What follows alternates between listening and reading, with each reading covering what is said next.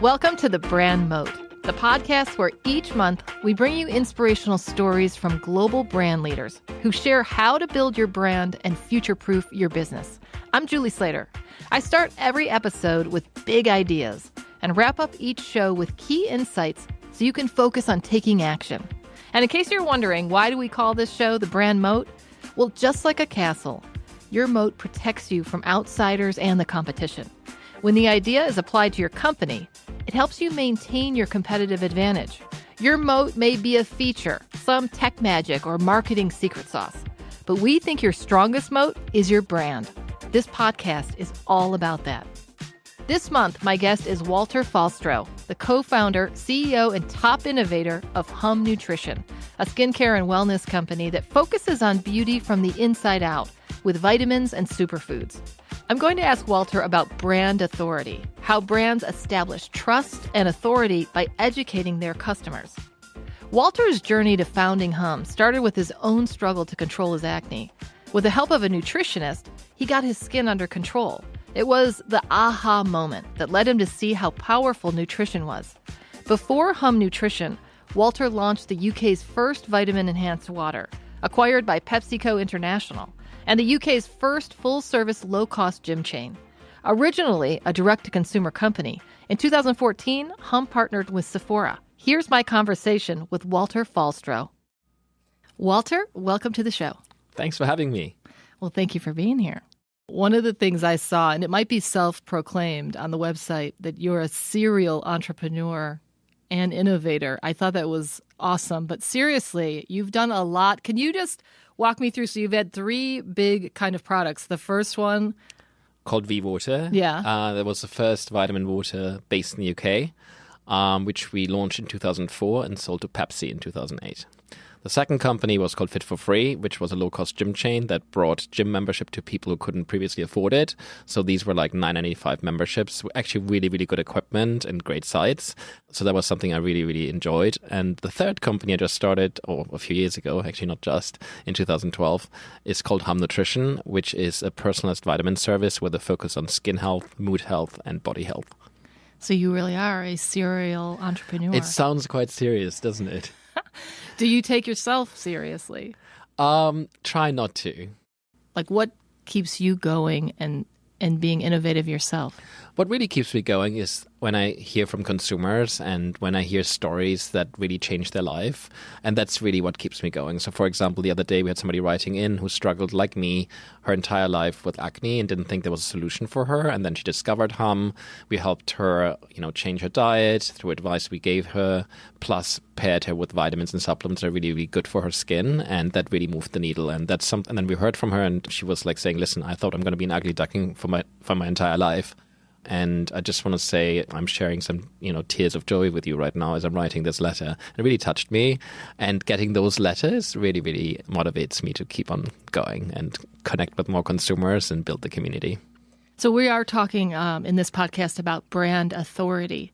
The vitamin industry can be overwhelming to a lot of people. Completely. And what happened to me was it was really my personal story as a consumer first that then turned into that business. I mean, I never thought about starting Hum until it happened to me, really. I struggled with adult acne for many, many years. Wasn't a strong prescription drug 3 times. And, if you're a woman, you can't get pregnant, etc. So it's a serious treatment. And quite frankly, it did work temporarily, but it didn't really last. So each time, say 6 to 12 months after stopping the drug, my breakouts would come back. And quite frankly, it's not just about physical appearance. It's also quite emotionally scarring. And sure, pure luck, I met a nutritionist in the UK who helped me figure out my skin through changes in my diet and supplementation. I was like, wow, I've seen these great changes by doing something really good for my body, actually. So I feel also better about myself, but I could also see it in my skin. It's like maybe there's other people out there like me who would benefit from that kind of service. So I started Hum first by building a platform where I connected consumers with nutritionists and provided free advice, but then also because it's so hard to find a supplement that you like in terms of the formulation, the clinicals behind it, the quality of the ingredients, etc. We decided to formulate ourselves and build the brand around a promise of delivering clean, clinical, proven nutrients that help your skin, body, and mood. So what's really great about, if you go to the Hum website, it's humnutrition.com? Correct. You take a quiz of what some of your issues are, what you're eating, maybe even some of it's like your lifestyle or what you're looking for. And then in the end, you end up with results of what kind of products. You have all different kinds of vitamins to help specific needs. So I think if people are listening, like that's really, I think, one of the great things, because it's not difficult to go on there and kind of figure out, oh, this might be the exact thing that I need. When you started Hum, at the time, you combined tech, science, but also a branding message in this, prestigious beauty package. And would you say at the time no one else was doing that? I looked at it as a consumer myself, and I was thinking, first of all, vitamins are really confusing. They're sold in very ugly packaging, which is either white, which means healthy, or black if it's like male performance, basically. And I just didn't like that. I thought, like, why are they so boring or intimidating? They're very confusing in terms of the ingredients, what they do for you, etc. So we wanted to change not only how we formulate and how we source the product, but also how we present it to the consumer, make it much easier to navigate, make it much more interesting to look at, and thereby consumers remember taking the product. Because a lot of consumers bought vitamins prior to Hum, but they would forget taking them because they were so ugly, the bottles, that people would be hiding them in their cupboard somewhere in the kitchen. Right. And we thought, like, well, why don't we want to make the bottle presentable? It doesn't mean just because it's a healthy product that it has to look boring or ugly. And I think we changed the industry quite a bit. I think we're the first company to ever really introduce a lot of color into branding. But also a beauty aspect, because you kind of correct, yeah, do a lot of, with how your skin looks. And yeah, like we wanted to focus on, like, because my personal story was around skin health. So we really wanted to focus on an area that we felt very comfortable in. I really do love the packaging, because it's very sharp and colorful, but yet simple. And some of the, I wrote down some of the Moody Bird is one of the bottles that helps if you have PMS issues. Another great one, Wingman. I mean, it's very creative, but Wingman helps with your liver and also digestive. So I thought that was... Yeah, we have a digestive enzyme called Flatter Me. So it's like a double entendre, meaning like, obviously getting a compliment, but also like a flatter stomach. So we are quite playful with our names, but then quite serious with our formulations. And I would imagine that could be something that you could say ended up helping you with being successful, not only being informative, but simple with being able to understand the product, but then also this creative tone. Who came up, who decided to have all these creative names, and were you a part of that? I pretty much named all of them? 90% of them. So now the team has grown a little bit, but like the first 30 I named myself, and now we have about 45 products. So the last 5 I got help from my team. Now, when you first came out with this idea, did you have trouble, because it was kind of a new idea, did you have trouble getting funding? Like, how was the response from people to help you? Because of the reasons you mentioned before, that the supplement space is very crowded and you don't know which brand to trust, it takes time to build credibility with the consumer, with the investors, etc. So it took us time to get funding and to get the brand off the ground. I mean, to be honest, we started direct to consumer first. And I thought we'll have a fabulous website. We'll offer free nutritionist advice and a quiz that really helps to navigate the products. And then you think, wow, where's all this traffic? So week 1, one order comes in. You get very excited when the order did come in. So we shipped that out, but it was quiet. And I would say once you have built a reputation with the consumers, then it's easier to attract funding and build the brand on a larger scale. But that takes time. I would say a couple of years. And what was your next step as soon as you noticed the traffic was slow? Then what's your next idea? There were moments where I was thinking, well, is this ever going to take off or not, to be honest? But then suddenly we got some traction, people seeing those results, recommending the product to their friends and family members, and like a little snowball. I wouldn't say like a massive avalanche started, it was more like a little snowball. And suddenly we saw traffic to the site, and then suddenly people got interested and retailers became interested in the brand as well. So suddenly the whole dynamic for the business changed. But it did take time to build that very first reputation, and we had to be on the market for a year or two to really, set the groundwork. And I would imagine with anybody who's running a company listening, I mean, it takes a lot of patience. What about comparing this company with your other two? Was this slower, faster, same? Well, I would always say it always takes twice as much time and money to do whatever you want to do. That's sort of roughly my rule of thumb when I think about a project. I mean, I'm quite optimistic, because if I weren't, I wouldn't have started 3 companies, I believe. But things do take time. So you have to be patient. But at the same time, if it's not the right business, you have to course correct and sometimes let go of it too. Right. And that's a tough decision to make. So now I feel like you've really streamlined making your product easy for the consumer to understand. But was that difficult in the beginning? No, that was quite natural, because I always looked at it from a consumer angle. So I never looked at it as a business. It wasn't about like selling more vitamins. It was really about solving a problem for the consumer. And by putting the consumer first with a product that's easily understandable, plus formulated with great ingredients, that helped us be very focused on naming, formulations, packaging, etc. So that was actually fairly straightforward. I think it's just building the reputation that took a bit more time. You've said that empowering the consumer through education is the key to your success. Our mantra is like, if you can eat it, don't take a pill for it. I mean, that's the first thing. I always take people, take less vitamins, because, if your diet is great, and that's why we ask in the quiz as well, how's your diet? Do you eat enough vegetables and fruit? Because it's very important for people to understand, rather than supplementing deficiencies, complement what you already have and look for nutrients that are hard to come by in a normal diet. And that's really the focus of the business. I'd rather have a long-term relationship with each consumer than a sort of like short-term relationship where we sell them lots of products and then they disappear. We really want to guide them throughout the process, and that starts with education, which is why we offer a free nutritionist through our website. After you take the quiz, we'll pair you with a nutritionist, and you can reach out to your nutritionist and ask any questions to guide you through that process. And how long have you had the nutritionists on staff? From day one. My first employee was an educator. So from day one, we worked with like nutritionists, and that has always been the mantra of the business. Like, education has been at the foundation of the business, because I feel like it's very important to educate the consumer and empower them with the right knowledge to make the right choices. It's not about selling. It's really about like empowering the individual. Would you ever say, oh, sorry, we can't help you? Is there anyone that couldn't be helped by your product, I guess, is what I'm asking. And would you say? I'm sure there are plenty of people. I mean, like some concerns, or like maybe there's some unrealistic expectations as well that consumers may have. These things take time. And I think, again, like those consumers that have are looking for a silver bullet, we may not be the right business for them. But those who really want to invest in their body and try to understand their body and build a better relationship with their body and health, those are the right consumers for them. And, those are the ones we want to talk to. Now, if they connect with a nutritionist, is the nutritionist then also talking about their diet and all that? Yeah, that's why we asked. They have the information about what the diet looks like. That's why we have the quiz as a starting point. And it's important to note that our nutritionists are registered dietitians. So they're the ones that the most highly trained nutritionists in the United States, and the most informed. They really understand the complexities of the body and nutrition. And you've also been at the forefront of the company on social media and all of that. How did you decide that you would be a big focus?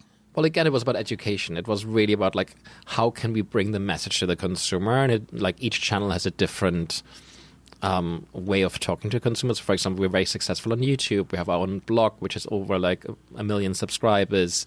We have our Instagram channel, etc. And I think it's a question of delivering the content in the right format to the consumer. So, for example, on Instagram, people don't want to go into maybe too much detail, but get some sort of like high-level inspiration on, how to take certain supplements and how to pair them, etc. On our website, there's a blog called The Wellness, which has, I don't even know how many articles we have, right? I mean, it's so full of and so rich in content. That was one of the very first things we did. We build out a content piece to educate consumers again.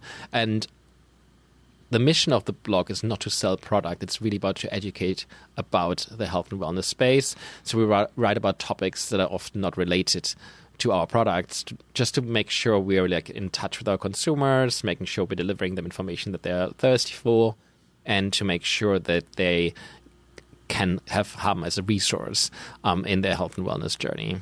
Now, are all of your social media posts on Instagram, or if you do YouTube, are they all about your product? Do you also post entertaining things that might be somewhat related? We have very people's we have very cheeky quotes. I don't know if you've seen our quote yesterday. It was very successful. But what was it? I'll read it out to you. Okay. All right. Whenever I feel down, I just put my hands on my vagina for a minute. Holding that much power always cheers me up. That's very nice. That person might need to take a lot of Moody Bird, though. We're actually launching a new product tomorrow, and we really want to change the conversation around vaginal health.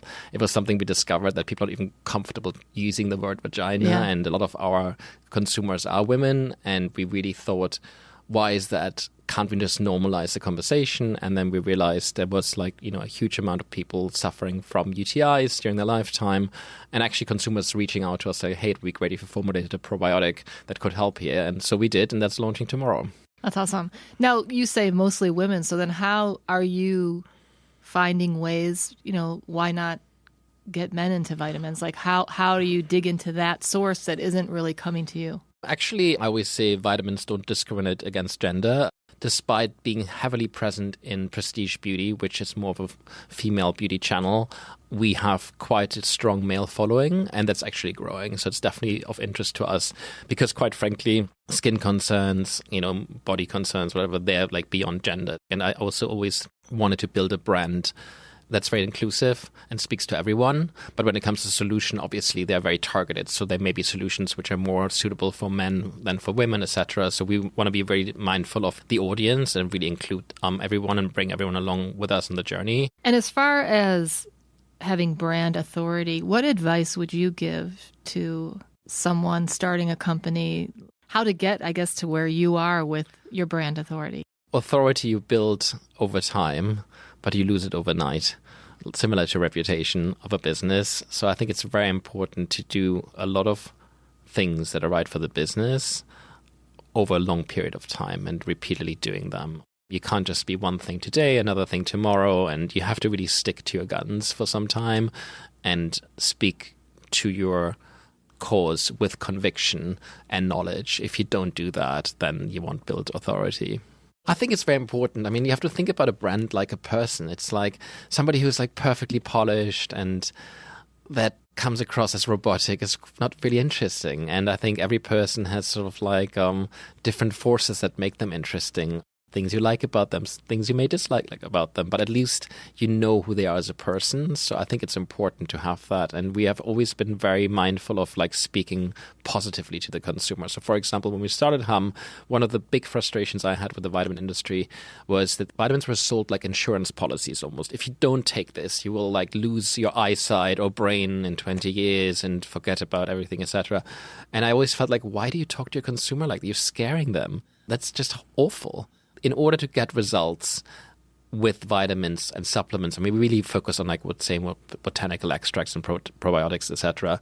It takes time to get there, but you don't keep repeating taking a product that scares you. It really doesn't make any sense to me. So we were very motivational. We really banned all negative language from our vocabulary, and even the names are very positive and cheeky. So we always try to have a positive message. And I always say to people, be for something.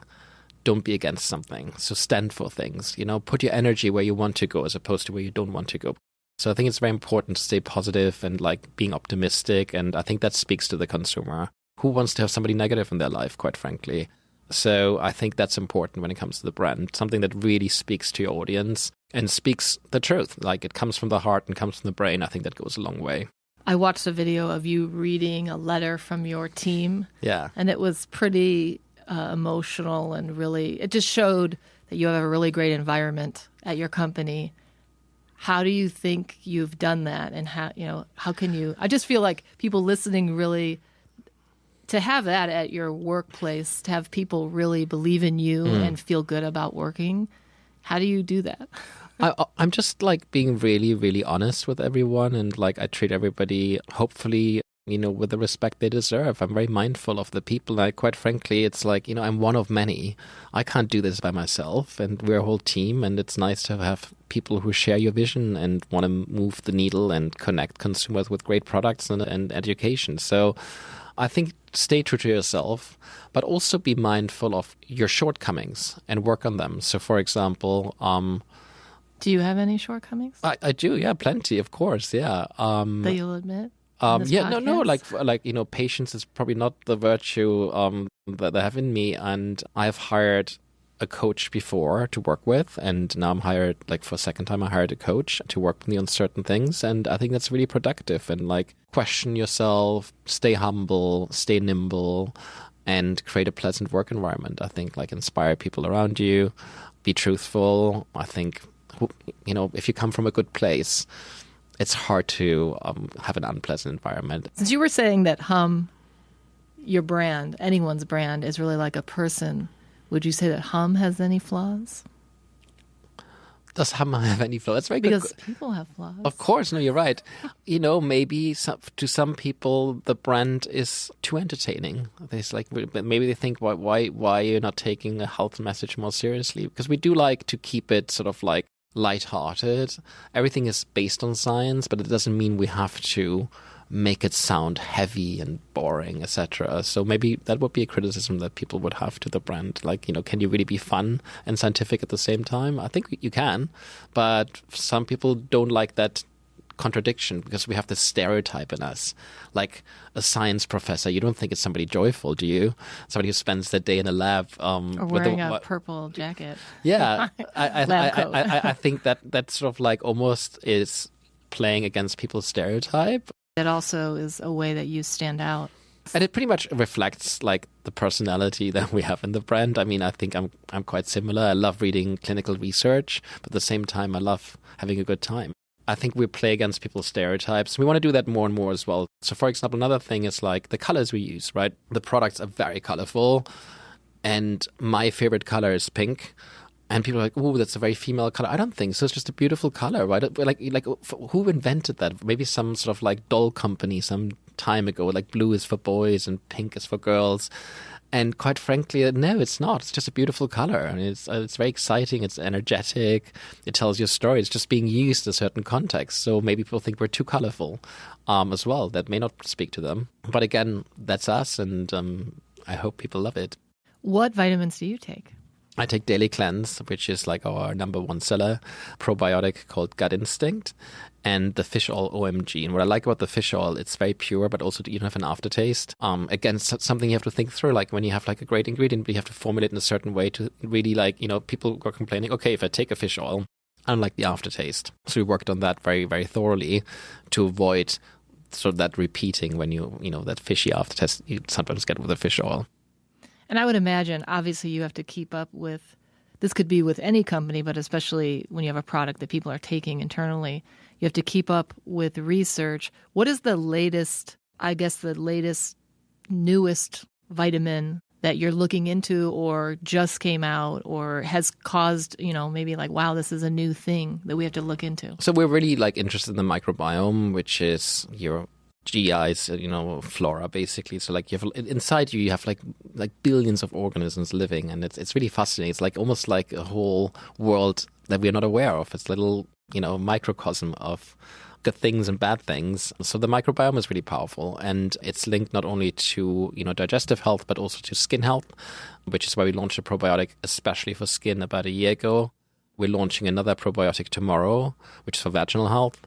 And then we have a general probiotic to really cover the basics. So really fascinated by that. I am very interested as well of what's called the gut-brain axis, meaning probiotics to help with mood and brain concerns. That's something I find fascinating, and I think that's where it's all going in the future. The mind is definitely something on people's agenda.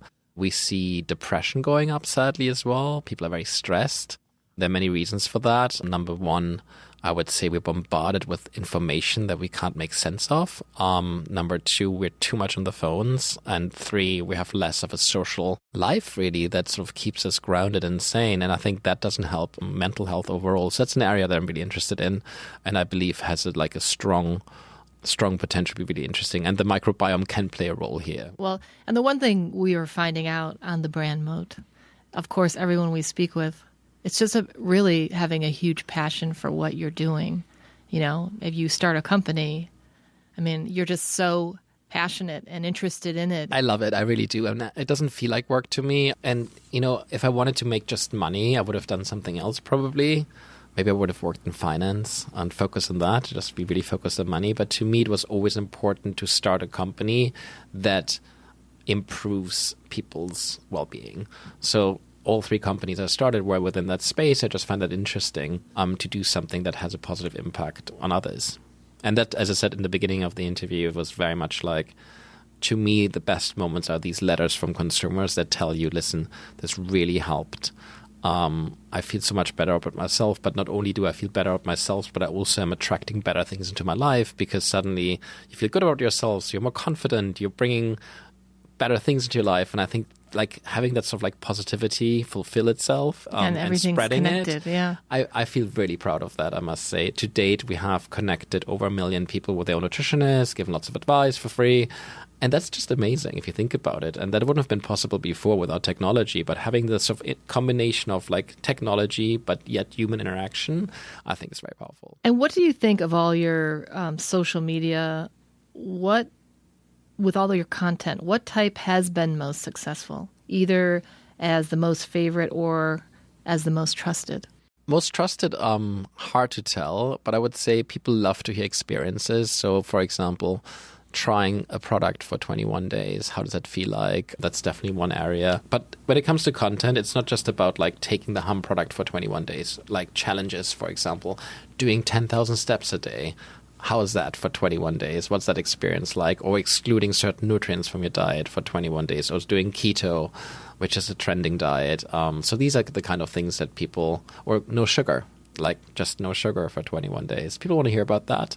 And a lot of our content is not about product. It's really about like things that like people talk about and want to experience and have a trusted source that they can follow, so they don't have to do 21 days or waste that time unless it's really something that can help them. This podcast is called The Brand Moat, and it's kind of, defending your brand against others. Do you feel that you have to do a strong defending? Well, from day one, we were an incredibly crowded market. I think when we launched Hum, there were like 1,500 vitamin brands or 1,600. I mean, it's probably one of the most fragmented markets on the planet, which is great for the consumer because they have a choice. So having started with a lot of competition, sure, there's a lot of, like, I would say, companies trying to copy our approach.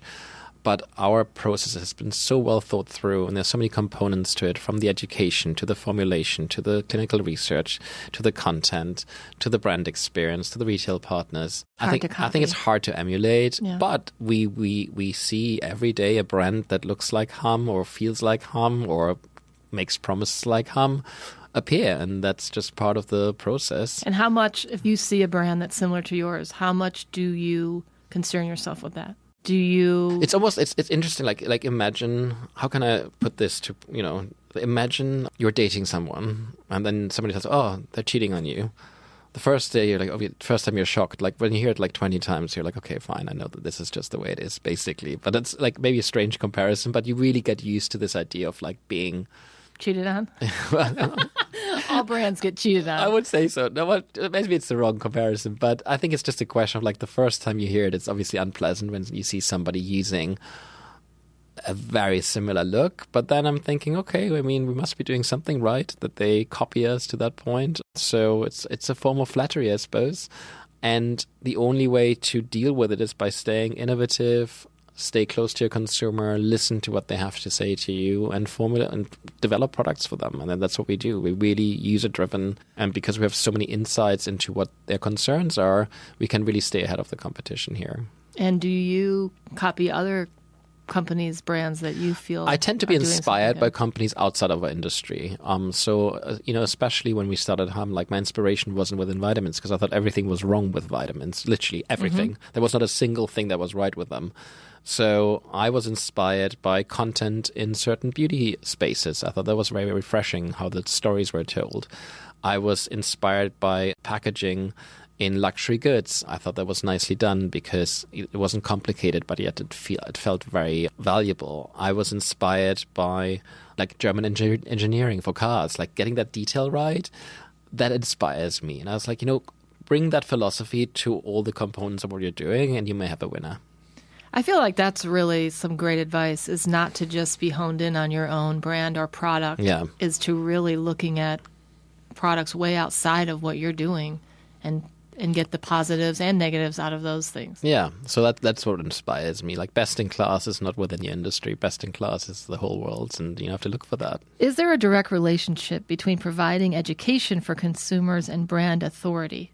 Like, how is that expressed? I would say especially in a space like vitamins and supplements and botanical extracts, nobody wakes up thinking, I need a supplement to improve my skin health. Especially when we started, that wasn't really something that people thought about. So I think the educational content is key for people to understand how the product works and how to be successful with the product. And therefore, it really helps you to be, authoritative as a brand when you provide good quality content. But again, key here is not to sell. It's really about true education, because if you start selling through content and education, that's not really empowering. That's just like selling products. So I think people have to really, I want to say this to entrepreneurs, if you have an educational and content strategy, it's not about selling. It really isn't. It's about empowering the consumer, and that's how you build authority. So I feel like what you've done with Hum is you simplify a very complicated industry without dumbing it down. And how do you feel, how did you go about that? Oh, quite simple. First, you get every detail right. So you really do your homework and like go into great detail. Then you write a high-level summary of that, and then you write the headline. So you don't write the headline first, you do it the other way around. And it will all follow naturally. So we have always this like three-tier approach when we produce content, which is like high-level message, get the message across, but then for those consumers who are more educated, they have an ability to dive in deeper and get really educated about like something that may be quite complex.